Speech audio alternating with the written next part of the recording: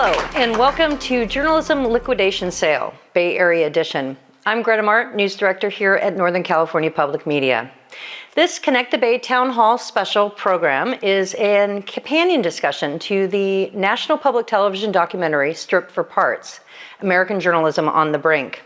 Stripped for Parts explores themes of corporate greed versus community, the death of local news, the threat to democracy, and the struggle for journalistic integrity. It focuses on predatory hedge fund practices that gut newspapers for profit, the resulting news deserts that form in the aftermath of these acquisitions leave communities without the information and connectivity they need to make informed decisions. In this program, we speak with three people who, each in their own way, are working to save local news and its vital role in society through their commitment to journalism. With us today are John Deanna, Queena Kim, and Rick Goldsmith. We'll start at the end with Rick Goldsmith, the filmmaker who made the documentary you just watched. Rick has been making social issue documentary films for more than 40 years. Stripped for Parts is the third in his film trilogy about American journalism. The first two, titled Tell the Truth and Run, George Seldes and the American Press, and The Most Dangerous Man in America, Daniel Ellsberg and the Pentagon Papers, were both nominated for an Academy Award. Goldsmith has a new Substack page titled Eyes on the Fourth Estate. That's journalism about journalism. He lives in Oakland. Hi, Rick. Glad to be here. Queena Kim is Associate Adjunct Professor at the UC Berkeley Graduate School of Journalism. In addition to teaching, Queena is an editor and audio trainer at the California Newsroom. That's a consortium of NPR stations across the state, including us. For nearly 2 decades, Queena has worked in almost every journalism medium. She started as a print reporter at the Wall Street Journal. She helped launch an online news website in San Francisco. She's worked as an audio journalist and created podcasts for local and national news outlets, including KQED. She lives with her family in the East Bay. Hi, Queena. Thanks for being here. Thanks for having me. John Deanna is managing editor at Cal Matters. That's a nonprofit news organization covering California state politics and policies, launched in 2015. Before joining Cal Matters last spring, John spent 4 years as managing editor and senior news director at the Press Democrat in Santa Rosa, helping lead the paper to more than a half dozen national journalism awards for projects on death with dignity, wildfire resilience, and government corruption. Previously, he spent 27 years as an editor and reporter at the Arizona Republic in Phoenix, where the paper won a 2018 Pulitzer Prize for a series on the border wall. John lives in Santa Rosa with his wife, Melanie, and their rescue pup, Ernie. Hi, John. Glad to be here. So, indeed, welcome panel, and welcome audience. Thank you for being here. I really appreciate it. So let's get the conversation started. As we saw in Stripped for Parts, the core conflict is between the financial interests of Wall Street firms seeking quick profits and the essential democratic function of local journalism, with journalists and communities caught in the middle.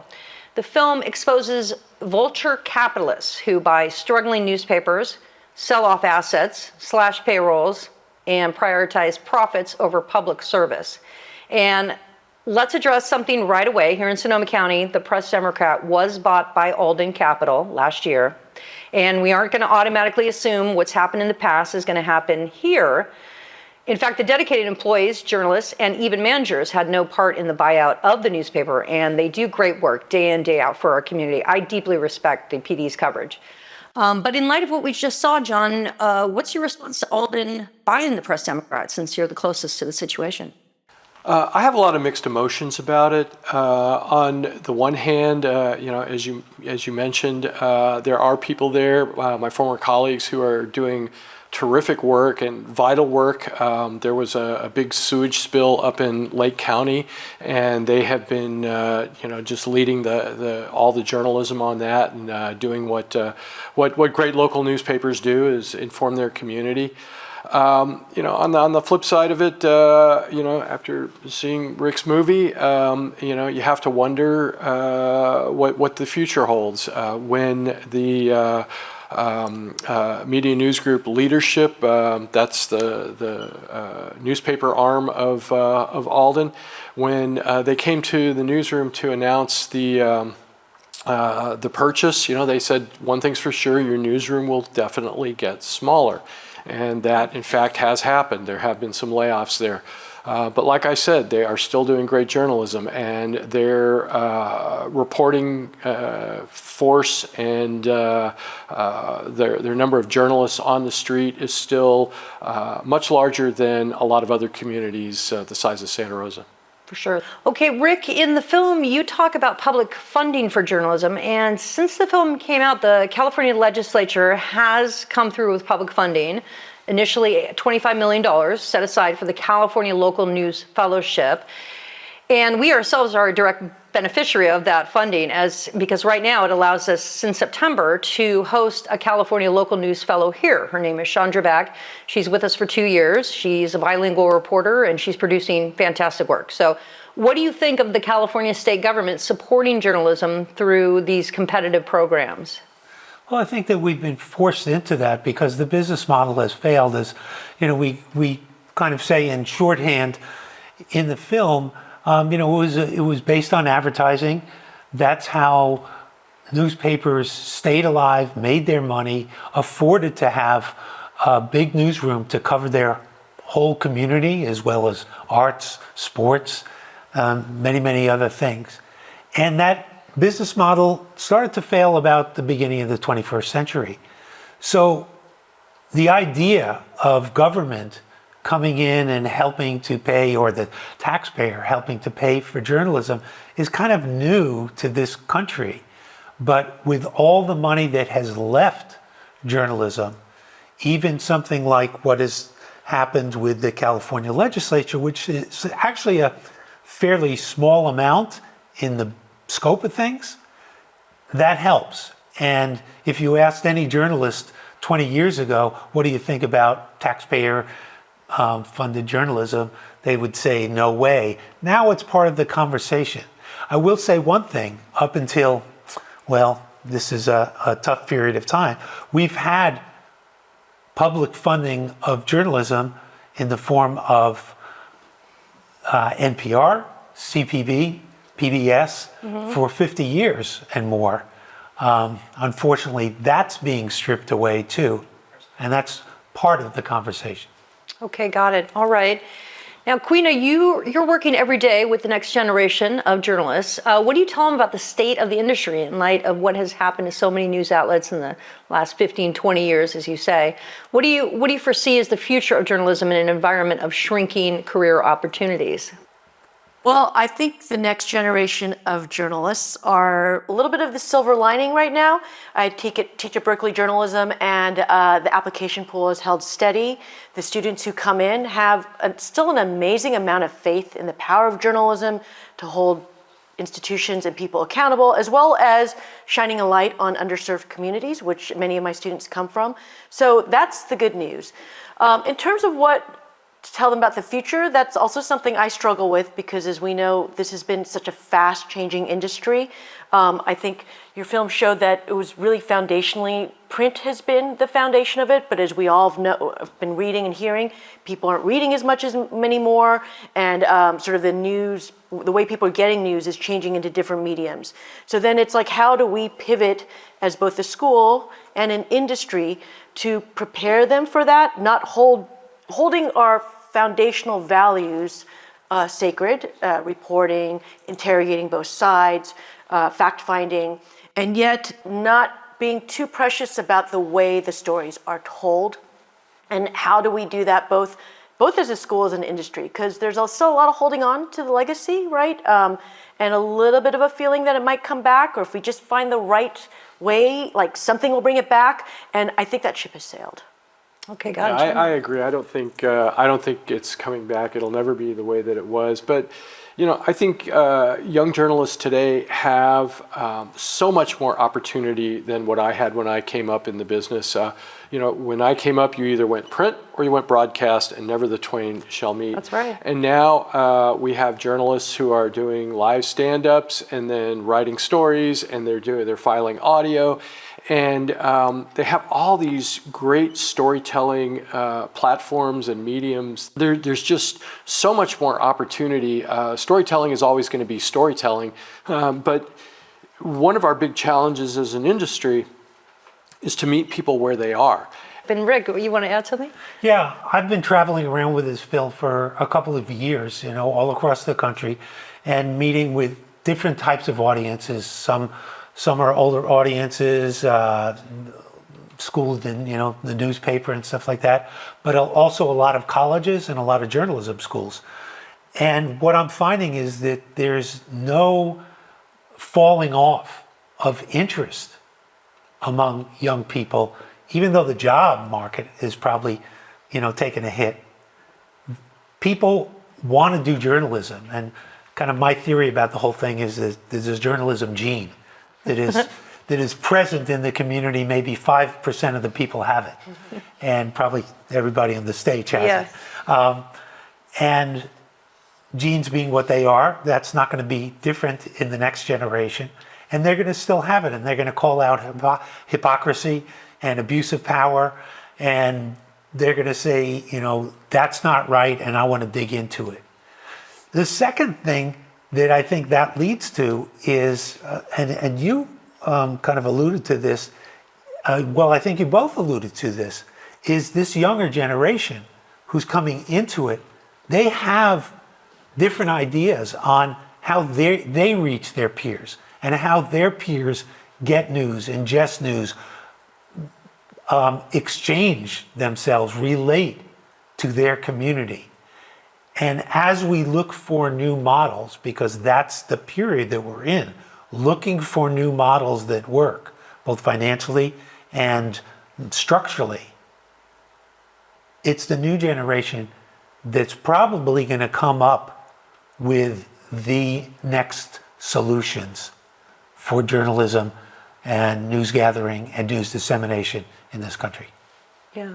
All right. Well, John, let's talk about, like we learned in the film, how traditional advertising-based models fail. Now that you're in a nonprofit newsroom, how does that model really work? I kind of want to push back on that notion that the advertising model failed. It didn't fail. It failed newspapers. But the Googles and the Metas and the Facebooks and all those, they're raking it in, the advertising dollars, that a lot of which used to go to us. And some of those our advertising dollars are made off of our content. Right. So, that's kind of an elephant in the room when we're talking about, the newspaper industry declined for a lot of reasons, many of which were self-inflicted.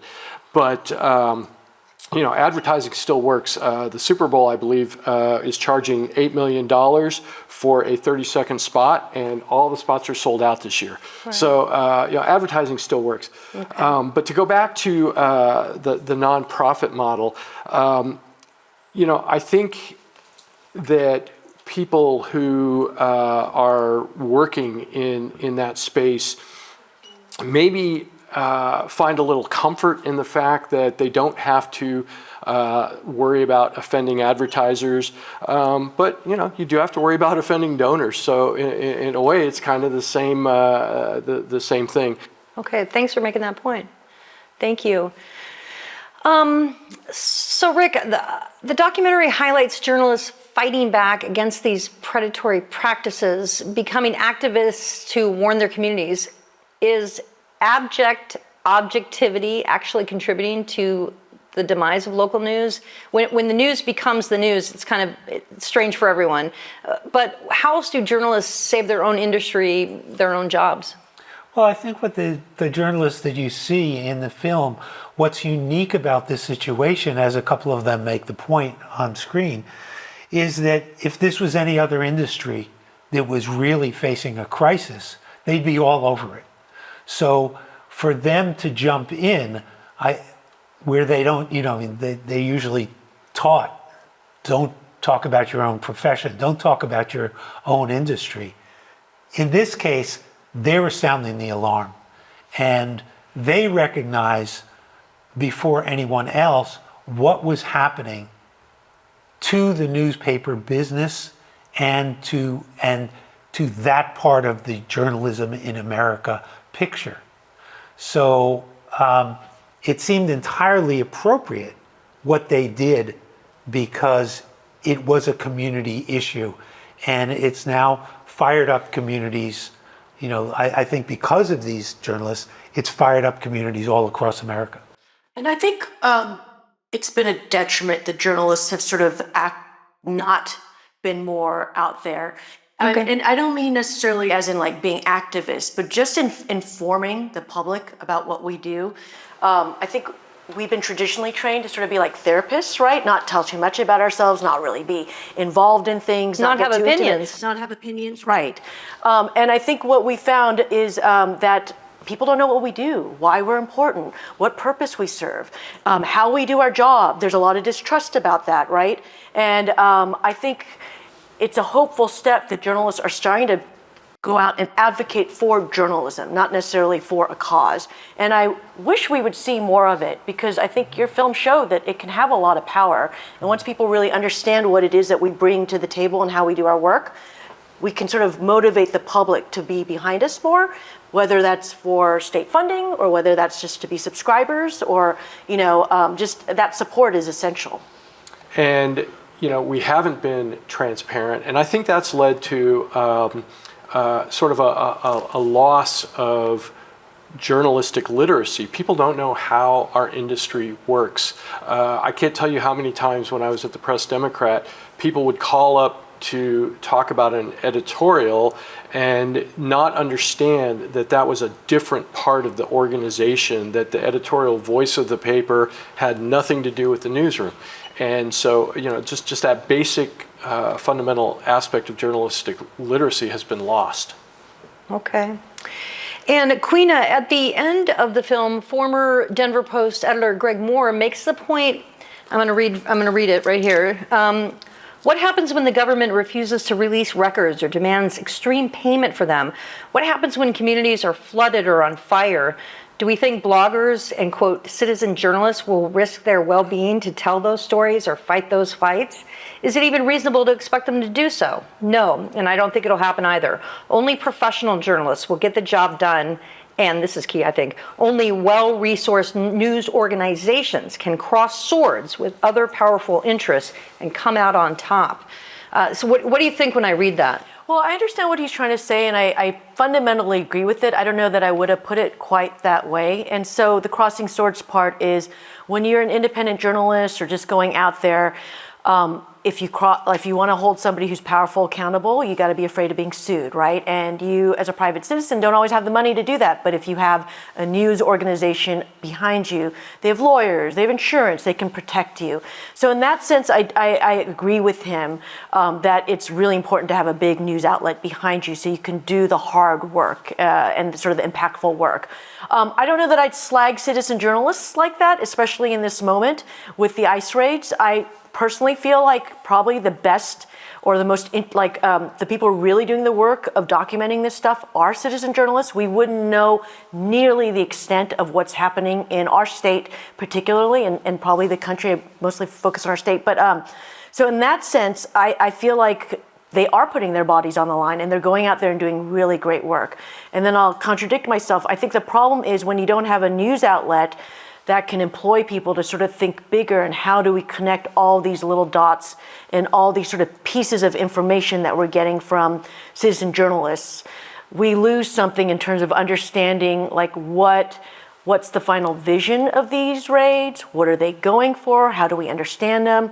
Who's motivating it? Who's behind it? Like that's the kind of work that you really need resources to discover. You need to file FOIA requests, which the federal government is supposed to give you this information. And if they don't, often a news outlet will sue the government. That's not something I think a private citizen can really do on their own. And so that sort of tough investigative work or sort of research work I think it's not really possible with citizen journalists. So it's not a complete solution. All right, John, what do you think? Well, I think with citizen journalists, many have done great things, as Queena pointed out. We saw what happened to George Floyd because of somebody with a camera phone, and that scenario is just repeated all throughout our country every day. One of the things, though, is that a lot of people who call themselves journalists lack the rigor and the training that most journalists go through. And that is fact-checking, it is balance, it is how to check your own biases at the door. We all have biases. There's no such thing as an unbiased reporter, but we have to learn and figure out how to put them aside when we're doing our reporting. And you don't find that kind of rigor in among some citizen journalists. I'm not going to say all, because there's some out there who are doing amazing work. So I think that's one of the things that credible organizations can offer, is a reliable place that where people can get the information they need to make important decisions about their democracy. Okay, excellent point. Yeah. Well, next we're going to take some questions we received from the audience. Diane Olson asks, how is AI changing the landscape of local and national journalism? And do you foresee it worsening or improving in the future as AI scales up? And John, I'm going to ask you, what is Cal Matter doing around AI? Well, I'm glad you asked that question, because we have a new newsletter out there called My Legislator, and you can type in your email address and your address, and it will tell you who your state legislators are, and every week you will receive an email that is AI generated, and it'll have everything your legislator said on the floor of the legislature. It'll talk about how much in campaign contributions they've got. So it's just a fantastic tool. And just on a personal level, I use AI all the time. If I have to write somebody's job description, I'm going to Chat GPT. I'm not going to spend 4 hours doing something Chat GPT can do for me in 10 minutes. Right, so you're not seeing it negatively. Don't get me wrong, there are negatives associated with it. Like I said, it's a tool. You have to learn how to use tools properly. That's right. I think my concern with the AI right now in the news industry is it's a little bit of that fool me once, shame on you, fool me twice, shame on me. So the fool me once was with the internet. Right, and I understand it. Like, we all felt like we had to go out there and give all our content for free and let Google monetize it, and never really thought about how that would affect our, the business structure of our industry. And now I sort of feel like journalists are sort of going back there again. A lot of these AIs scrape newspapers, magazines, people's work. I mean, all kinds of creative work, right?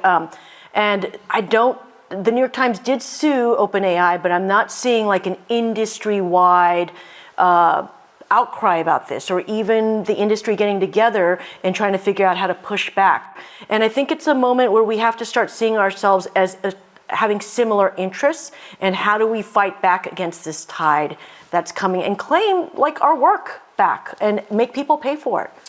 Yeah, and I think though, I would draw a distinction between the AI as a tool and AI as a business. Yes. And the AI as a business is, fraught with, as Queena mentioned, all the information that goes into building large language models, almost all of it came from newspapers. They used our intellectual property without paying us. Right.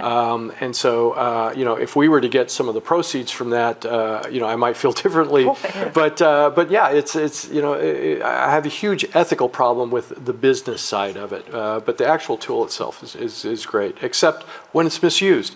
And it's being misused to make deep fakes. It's the whole Grok controversy, that's playing out on a certain platform right now.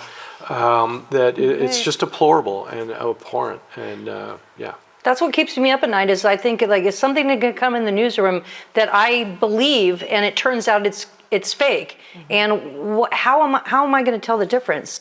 But let's move on. A student from Santa Rosa Junior College asked, where do you see the industry heading as we not only see hedge funds gutting newspapers, but also cuts in federal funding to public media outlets? And yes, we have not even mentioned what happened last year to the cutting of all federal funding to public media. So, Queen, I'll start with you. What do you think is the future for public media? If I knew that, I wouldn't be sitting here. But I don't know. I guess, I go back and forth on this. I think the hyperlocals are giving me a lot of hope.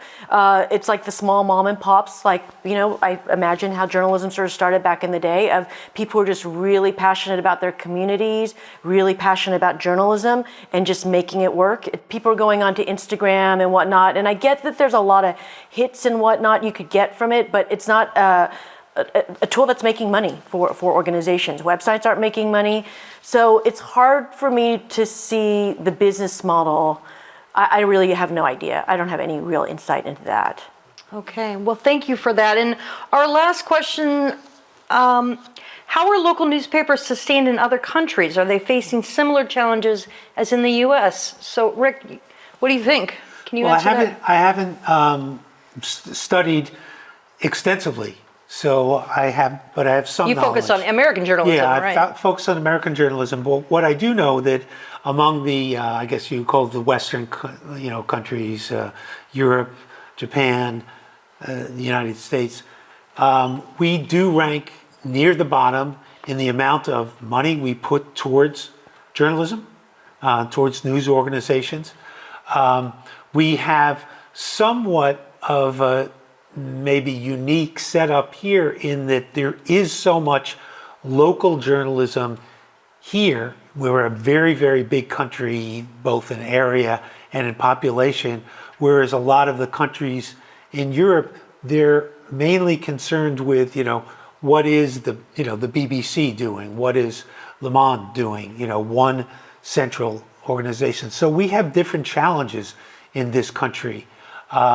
But I will say that one of what I hope this film and the discussions that arise from it can help is more of a discussion about how important news organizations' opinion is to our democratic process and our discussion.